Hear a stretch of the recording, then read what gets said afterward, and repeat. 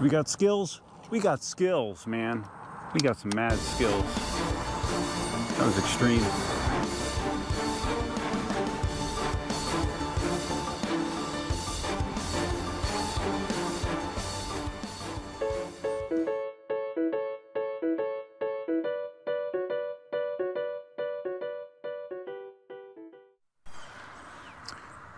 All right, while I'm waiting for satellite sync, I just wanted to quick go over something. I demonstrated yesterday how, it's kind of a pain when you put this down because you get to the first detente and then the motor shuts off. Someone from KingSong said that if you're quick about it, like this, if you squeeze it and go right down, then the motor will stay engaged. So that's your little tip to avoid what I demonstrated yesterday. All right, we're doing this scientifically today. I have my GPS on today, so this should be some very accurate logging of distance. Yes, we're doing the range test today. And let me clean that lens because it looks like it's smudgy. All right, a little better. Okay, so for this range test, I'm going to try to make sure that my speed does not exceed 20 miles an hour, and I can do that right now. Like right now, I'm literally doing 20 miles an hour, so I'm going to try to make sure that my speed does not exceed 20, just to get a reasonable amount of range based on reasonable speed. 20 miles an hour isn't slow. It's not burning up the pavement, but it's a good speed to do a range test at, in my opinion. I think Marty does his range test around this speed as well. So 20 miles an hour, got the GPS to very accurately measure speed and distance, and we're going to be doing the range test out to Ave Maria. If I go all the way into town and back out, I believe it's right around 35 miles. So the goal is to see if I can do that. I tried that distance once on my KingSong 18L before I upgraded the battery pack, which also had an 1100 watt hour battery like the S18. And I wound up being like a mile short when I did that. So let's see how the S18 does. Here we go. So I've been getting lots of feedback from the various videos that I've been posting. A couple times I got people saying that they didn't think the suspension was doing much. I guess from the swamp ride, they couldn't really tell that the shock was doing its thing. Well, I can tell you for sure it was. Normally after doing a swamp ride, I'm out of commission normally because it rattles my bones so much. But I was in good enough shape last night that I was able to do that jump test. So yeah, believe me, the shock is doing its thing. I think unless you have like a camera mounted on the shell pointing at the shock the whole time, which you've seen some other people do, you may not be able to appreciate what it's actually doing for you.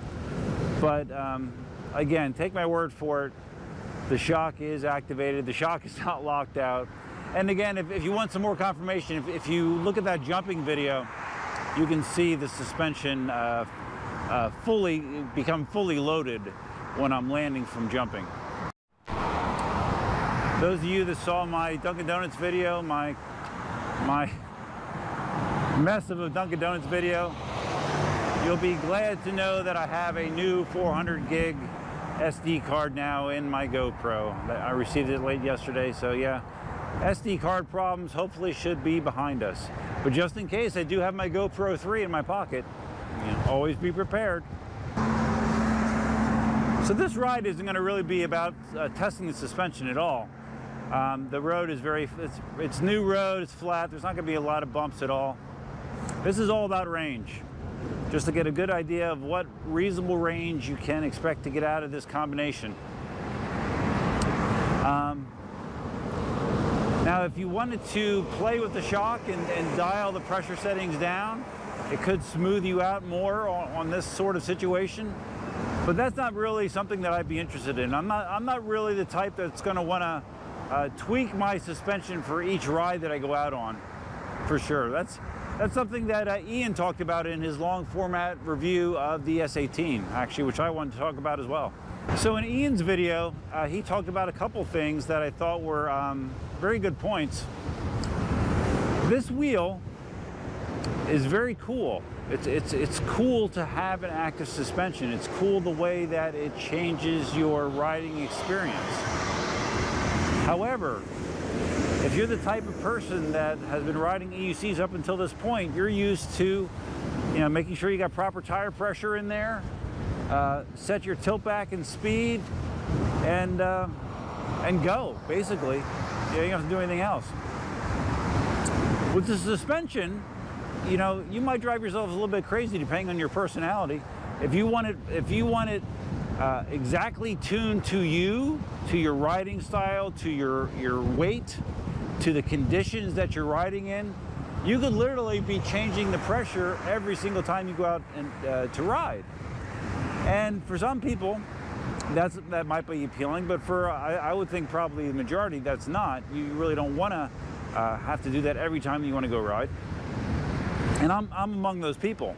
I kind of just want to find like a median setting that offers me decent performance in most of my riding conditions, and let that be that. So that is something to consider. What sort of relationship you want to have with your EUC. Other thing Ian mentioned was, the suspension. Again, very cool, but you're adding complexity to the wheel. You're adding additional wear items. You're adding additional things to make sure are cleaned and lubricated. Again, things that on a typical EUC, you don't really have to worry about all that much. So and this isn't a negative, it's just a reality of, when you're introducing additional mechanical elements to a wheel. And speaking of pressure in the shock, Ian was running much higher pressure than I am.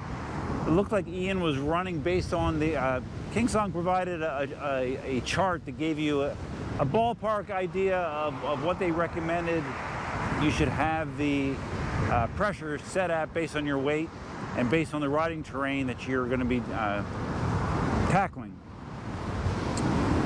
The pressures I'm running at are not even quite up to the lowest numbers that KingSong recommended, and I'm setting my shock based on the information that Mickey gave me because he did a lot of testing on it. So I've been using his settings. So you could go much higher than what I'm at. I'm at about 180 on the positive side and about 80 on the negative. Just for comparison's sake, I think Ian said he was running 250 on the positive and 150 on the negative. So much higher.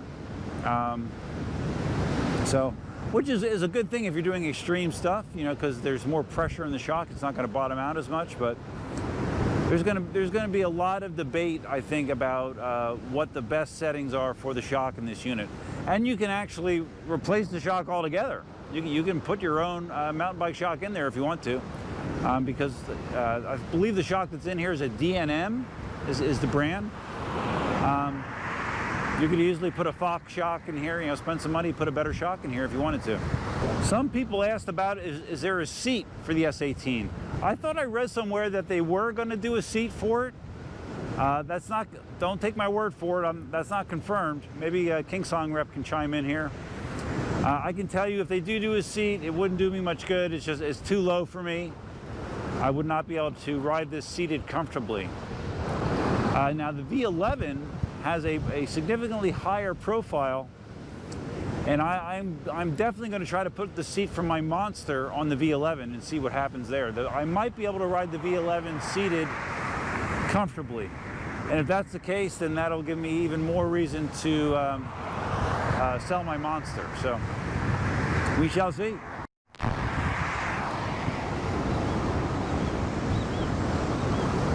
Slow and steady. So this is going to be my third full day of riding. I'm feeling it. I'm not used to riding this much. I'm not Marty. My calves are very sore today. knees kind of aching, you know, feet are kind of aching, but you know, to be expected. All in all, it could be worse. Definitely could be worse. I'm actually doing this ride prior to getting my Dunkin' Donuts coffee. I wanted to get out relatively early to beat the heat somewhat. So yeah, I'm actually not going to be getting my Dunkin' Donuts until after this ride is done. You know, first world problems. Oh, this is going to be a challenge, man. Let's see, we're at 8.7 miles and my lower body already is not agreeing with my decision to do this. And I got 27 miles to go. Oh my goodness. All right, well, hey, I asked for it, right? I asked for it.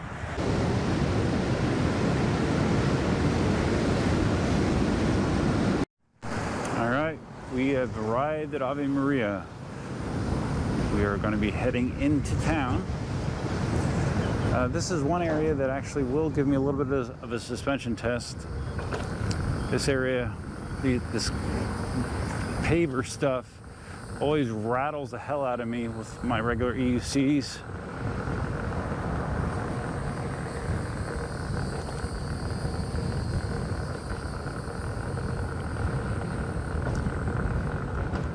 Yep. Much less annoying. That's been my overall experience with suspension on the S18. Is, you know, things that would normally be this high of an annoyance when you're riding over them are this high with the suspension engaged. Ave Maria has added a bunch of amenities over the years. You know, they have their own grocery store now. They have their own gas station, which they did not have for a long time. In the middle of town, they have, you know, a gym and hairdresser, nail salon, all that kind of stuff. But you know, the one thing that they have not gotten yet is Dunkin' Donuts. Come on, Dunkin' Donuts. You got a captive audience out here. Let's get on the ball. Can't come to Ave Maria without showing the church, right?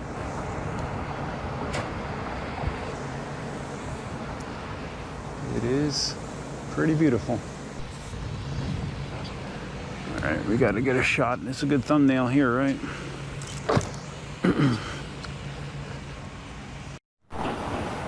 Just had an older couple that stopped me to ask what the heck I was riding. They found it very, very fascinating. And I let him know that I've seen, the guy was probably, I don't know, in his 70s, I would imagine. And I told him, I said, I've seen people older than you trying to learn to ride, so. But he said, no, not for me. It's always fun. Those kind of interactions are always fun. This is Ave Maria. Most of the time I'm here. Pretty damn empty. It's crazy. But still beautiful.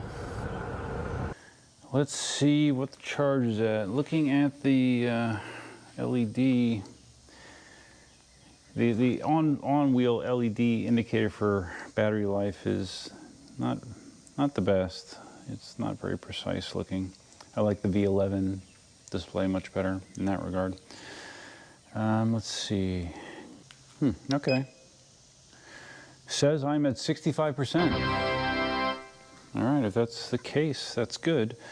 GPS says I've done 17.34 miles. So based on that math, I should be able to get home. Now, based on prior experience, that might not necessarily be the case. But yeah, we're gonna find out, man. All right, so I'm gonna just sit here, stretch my legs a little bit, get off my feet a little bit, and head back.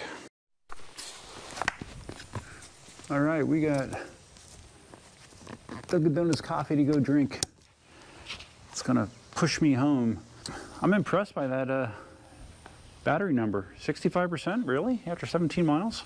Like I said, I have had that number be misleading, where it dropped much quicker on the second half of this range test, but we will see. And I'm hoping to have a favorable wind on the way back. So let's go, man. No, my suspension is not locked out. No, it's definitely not locked out, okay? Right there is the road that Mickey and I did the speed test on. I think just in case it looks familiar. All right, we're back out on the open road, back on Oil Well Road, heading back. At least right now, it feels like I have a favorable headwind, which is good. And again, I'm going to be keeping my speed, trying to max out at 20 miles an hour. I think being conscious of my speed is going to make a pretty big difference here in my range test results. Surprise, surprise. Yeah, right about now is where having a seat would be really, really nice.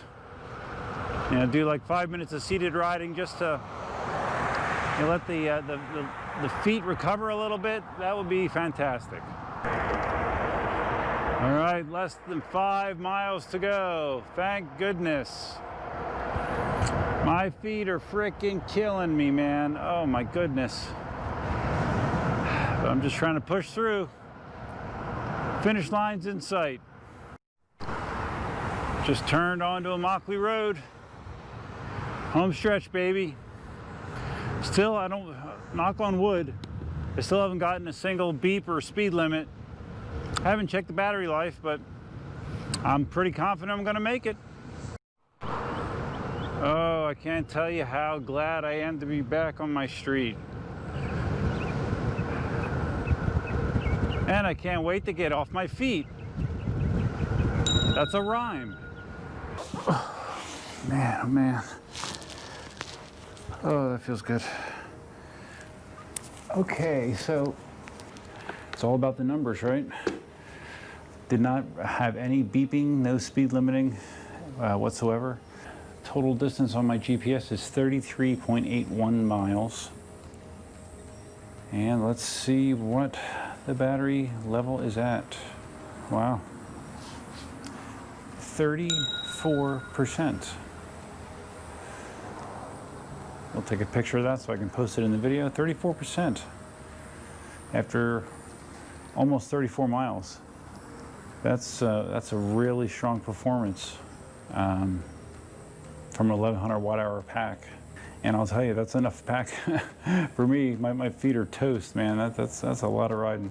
Kept my speed the entire time between 18 and 20. I was very conscious to try to stay below 20 the entire ride, which always helps your range if you keep your speed moderate.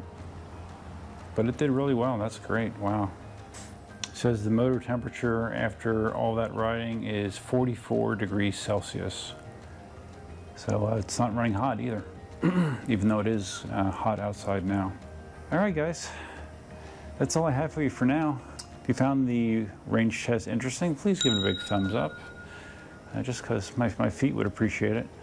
If this is your first time on the channel, if you're watching this, I don't know how it could be, but if you're watching this and it's your first time on the channel, please think about subscribing. And if you're going to subscribe, you can always hit the notify bell, which is over there, up there somewhere. Feel free to leave your comments, suggestions, ideas, and thoughts below. Let me know what you thought about those numbers. I thought they were very good. Very good for that size pack. 34% battery remaining, no speed limiting after a 34-mile ride. Very, very solid numbers. I have a couple other ideas to do today, but they're not going to involve long rides, that's for sure. Hope you guys are having a great day. Until next time, Duffman out.